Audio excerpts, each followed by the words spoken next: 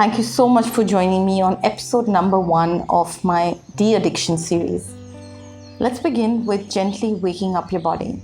Sitting on your knees, first allow yourself to center with the breath. Exhaling, deeply try and relax the facial muscles and allow the breath to reach the upper back and feel the sides of the rib cage expand and contract with some beautiful long breaths. Slow, soft inhalation, deep, smooth exhalation. Now coming into tabletop with your shoulders stacked on top of your wrists, bring your palms in the center closer to each other, and as you breathe, stretch your right arm out, lengthening behind and turning your neck, trying to look over your shoulder only if possible, widening the collarbones. And as you exhale, bring your palm back and let's try it on the left side. As you feel a nice length, open your left arm out, exhale, coming back. Let's try it another time. As you inhale, moving towards your right, work with the navel and the breath. As you exhale, soften your abdomen by pulling the navel closer to the lower spine, bringing your palm back. Inhale and exhale. Allow your left arm to stretch back, looking over your shoulder. Exhale, coming back in the center. Slowly moving into the second warm-up. We just gently rise on our knees, allowing our arms to lift from the sides, stretching the side body up with our palms in Namaskar Mudra and our head gently tilting back, looking up to the ceiling. And as you exhale, bring your arms on your back and relax with your forehead on the floor. As you inhale deep and exhale, let's try once more. As you lengthen up nicely, stretch through your fingertips, stay grounded with your toes curled in and your feet nicely stretched out, enjoying that length up and a gentle drop in the neck 2 or 3 times.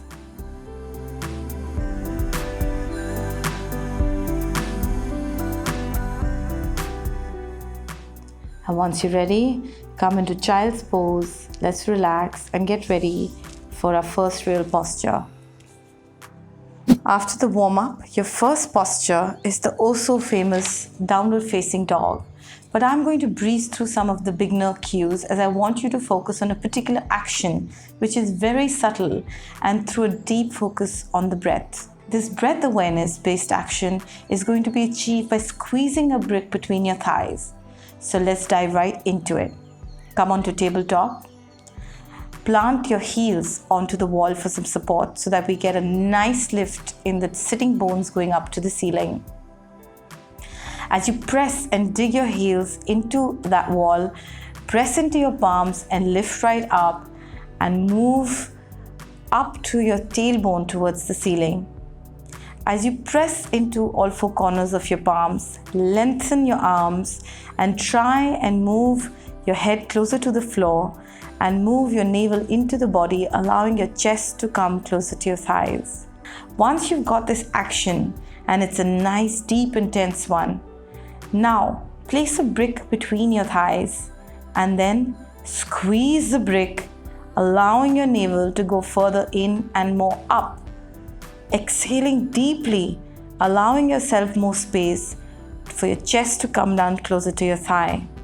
So it's this squeeze of the brick that will allow you to challenge yourself, strengthen your pelvic floor muscles, and most importantly, be aware that each time you exhale, we're trying to squeeze your navel in towards the lower spine. Holding for good 2 minutes, the support of the wall will be extremely helpful when you're trying to hold this posture for long. If you need to place a bolster under your head to relax, please do so. And in my first series, the body positivity, this has been covered pretty well. If you feel you cannot support yourself, then you can put a mat under your heels as well. Again, you do follow my first series and you will see how easy it is to hold such a posture which is so intense for about good 2 minutes. As you keep squeezing the front of the brick, keep focusing on your breath, focusing on your exhalations being longer. You gently have to come out of the posture by dropping back into child's pose and relaxing for a good few seconds. Let's move in to the next posture. Let's start with some centering by sitting on our knees. Toes are curled. And then gently, let's begin with coming into tabletop. As you can see, my palms or my wrists are stacked right under my shoulders. Move your left heel into the wall. That padding under your knees is really going to help you stay in this posture. So make sure you get 1 or 2 or 3 blankets as per your comfort or the level of challenge. Then, gently move your right foot between your palms.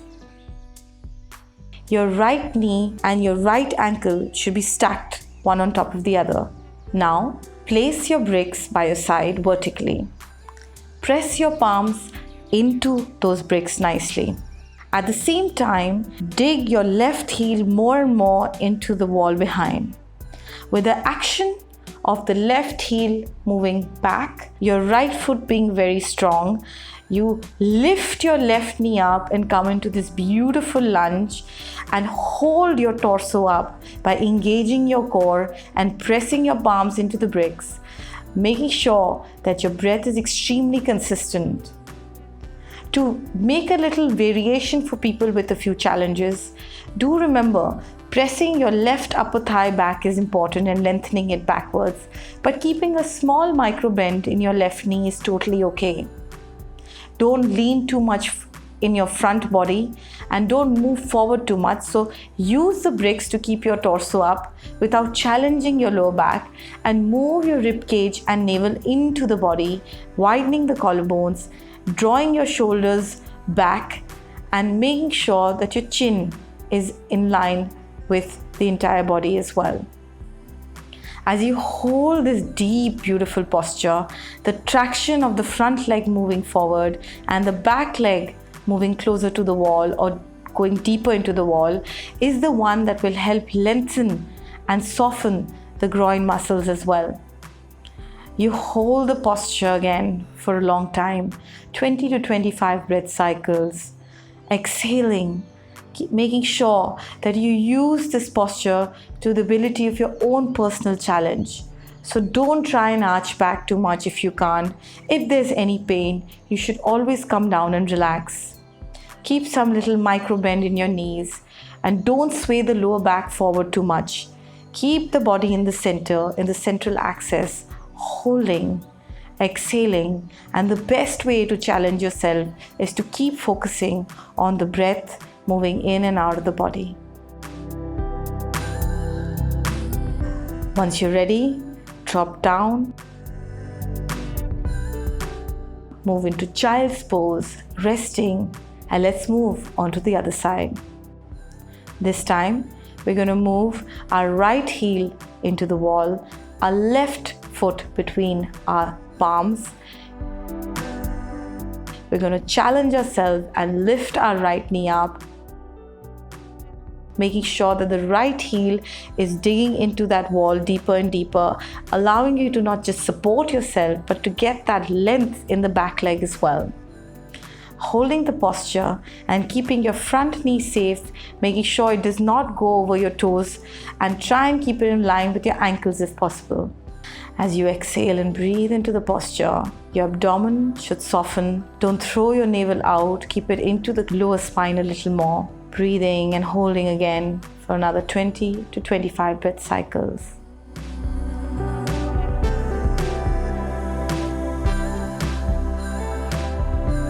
Once you're ready to come out of it, release those palms from the bricks, come into child's pose and make sure you rest for good 30 to 40 seconds and make the breaths consistent in case your heart rate went up. You're now ready for your next posture. The final posture, and my very favorite, is a beautiful restorative deep relaxation posture. In this, you will need one bolster and one blanket. The bolster is placed vertically so that the entire length of the spine is relaxed. The padded blanket is placed so that your neck gets a nice cushioning when you're relaxing. Now, with your back facing the bolster, measure a palm's worth of distance between your bolster and your back. Once you have that distance, now gently lower your entire spine by opening your chest, widening your collarbones, and lying down by gently placing your neck on that blanket. Once you're there, release your legs, lengthen up. Allow your feet to flop out and your hip to relax. And your arms, palms, fingers and fingertips to completely relax. This beautiful restorative posture is for you to go deeper and deeper into focusing on your breath, getting more mindful on how your exhalation has to become longer and longer. You may feel like you're slipping into a bit of a sleep, which for your final posture sometimes is always okay. As you rest in this posture, you'll feel that your mind and your thoughts are definitely slowing down, allowing the entire body weight to come onto that bolster. Make sure that you're releasing the tension from every body part by doing a beautiful body scan. So gently relax your toes, your ankles, your calves and shin, your kneecaps and knee, relaxing your upper thighs, your entire pelvic floor, relaxing your lower, middle and upper back, making sure there's enough awareness on your shoulders, arms, palms, fingertips completely curling and relaxing naturally. As you move into your face, your jaw, your ears, your temple, eyebrows, feeling softened and relaxed. Let loose those facial muscles completely. Allow the breath to reach all the corners of the body as you rest the entire length of the spine. In case there was any jerk in the body through this entire sequence, this particular posture will counter that. I believe all your deep restful positions should be good 3 to 5 minutes, while I go into it for at least 7 to 10 minutes. With each day, you'll feel the need for these postures and the need for yourself to stay longer and observe how the experience in the same posture can change on another day as well. I wish you a beautiful, nourishing day, and I really hope this sequence has helped you de-addict yourself from all the excesses. I look forward to seeing you in episode number 2. For regular video updates, you could subscribe to my YouTube channel and of course press the bell icon. You could also follow me on my Instagram and Facebook handles. And do remember, this is real yoga for real people.